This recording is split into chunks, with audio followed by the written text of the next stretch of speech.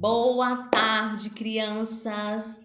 Hoje, terça-feira, 16 de junho de 2020. Hoje estou na nossa escola, Castelo Encantado, aonde estamos necessitando da presença de vocês, né? Mas com fé em Jesus Cristo, iremos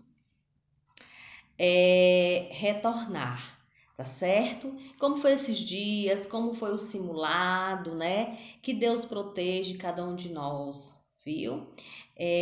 Que possamos estar sempre em sintonia, meus amores, com Jesus Cristo, a nossa fonte, o nosso alimento diário.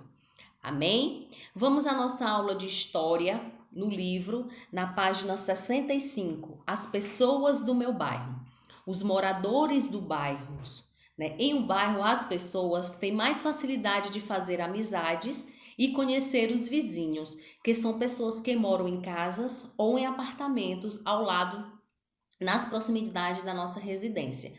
O bairro onde moramos é recheado de vizinhos, né? Cabe a nós, independente que a gente conheça o vizinho ou não, é de suma importância a gente dar uma boa tarde, um bom dia e uma boa noite, né? Independente que a gente não conheça, mas como somos educados, vamos lá cumprimentá-los, né? Isso é importante a gente fazer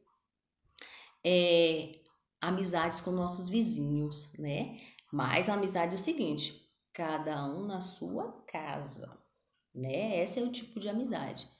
Eu na minha casa, você na sua e assim vai, né? Então, nossa vizinhança, como tem aí, cada bairro tem seu vizinho. Então, é importante termos vizinho. Na ilustração aí, as pessoas parecem se conhecer, né? Aí vocês vão responder essas três questões, tá certo? Da página 65.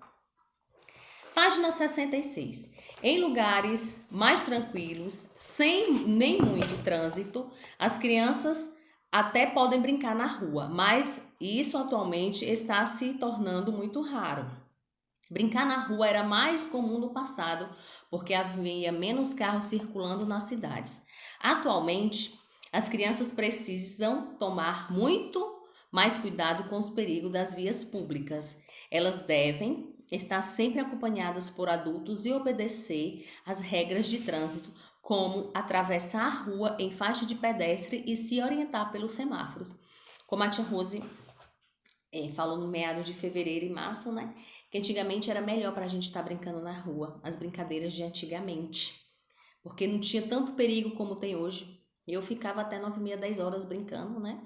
Maior tranquilidade, os vizinhos sentando na rua, batendo papo, e não tinha esse negócio de assalto, não tinha esse trânsito nenhum. Era tranquilidade total. Mas no decorrer da cidade vai crescendo, a população vem chegando gente de fora e o perigo vai aumentando. Então a gente tem que se reservar mais.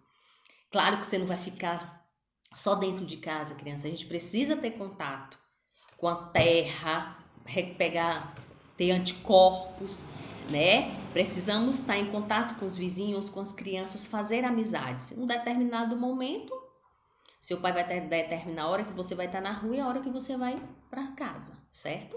Observe aí. Geralmente, os moradores de um bairro fazem compras nas proximidades de suas casas, em lojas e supermercados e sacolões. As crianças também estudam nas escolas próprias do bairro, que é o caso de vocês, para facilitar. Muitos de vocês moram no bairro São Pedro, moram na Vila Rica. Para facilitar para o pai, né? O que é sacolão? Nome popular de um mercado, né? Onde se vendem frutas, verduras e legumes, como aqui em Barreiras tem sacola cheia, tem a frutaria do Rogério, tem um sacolão da economia, onde as pessoas vão para fazer as suas compras lá aonde seu bairro oferece, aonde que a gente tem que dar prioridade ao comércio.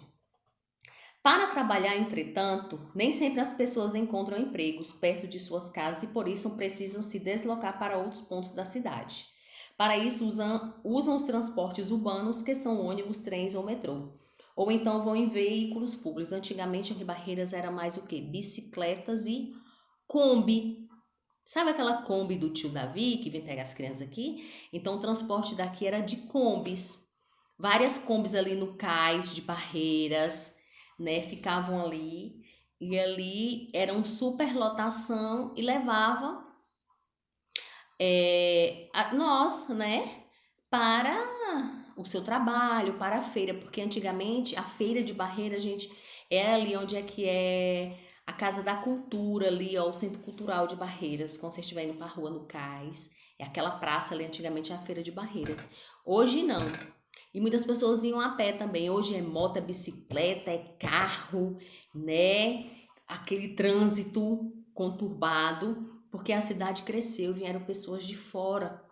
Então, quando a cidade está em movimento, pessoas vêm, né? E então aumenta o fluxo, né? Então, por isso que as pessoas falam, deixe seu carro na garagem e vá de bicicleta ou vá de moto, para diminuir também um pouco da poluição.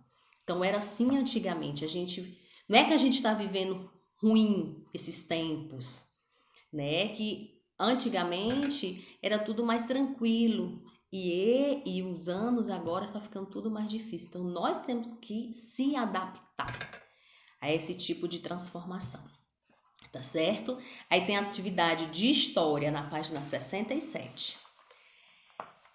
A história do bairro. Todo bairro tem uma história. Geralmente os moradores mais antigos sabem como as ruas do lugar onde moram foram abertas e se lembram do estabelecimento que havia bem no passado. Há bairros que foram planejados e outros que nasceram espontaneamente à medida que as pessoas foram se mudando para o local.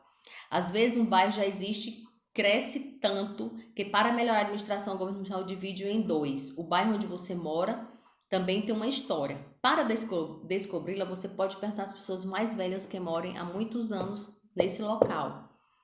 Ou então fazer uma pesquisa na biblioteca e na prefeitura da cidade na internet. Uma boa maneira de conhecer a história de um bairro é observar monumentos e praças, ruas e outros locais. Os monumentos são homenageados que as pessoas fazem a alguém que foi importante para a comunidade, ou então para lembrar algum fato histórico. Os monumentos de um bairro fazem parte do patrimônio cultural patrimônio cultural histórico. O que é um patrimônio cultural histórico? Bem que permanece a cultura ou a história de uma localidade em que deve ser preservado. Nessa foto é um monumento de pracinhas homenageando os veteranos da Força Expedicionária Brasileira na cidade de Petrolina, né? Aqui tem um monumento do chegando no cais, perto do coreto tem um monumento ali. Ali está homenageando algum fator histórico de Barreiras, tá homenageando. Os nomes dos bairros. Os nomes do bairro também têm diversas origens. Às vezes é um nome de um local que permanece a tradição, sendo passado de geração em geração.